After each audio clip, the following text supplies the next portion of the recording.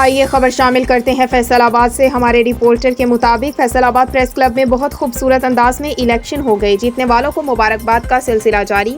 Pakistan peoples party Faisalabad के information secretary Faheem Sarfaraz Bhutto की तरफ से फैसलाबाद प्रेस क्लब के इलेक्शन में जीतने वाली नई बॉडी शाहिद अली सदर, गुलाम दस्तगीर सीनियर नायब सदर, अली इशफाक हाशमी नायब सदर, अजादार जनरल सेक्रेटरी, राना नईम को joint secretary, Zubair Ghumman joint secretary, मियाँ Kashif Farid executive member, Rana Tauseef executive member, Rana Sabir executive member और अली मलिक मेंबर बनने पर अलग अलग मुबारकबादों से नवाजा।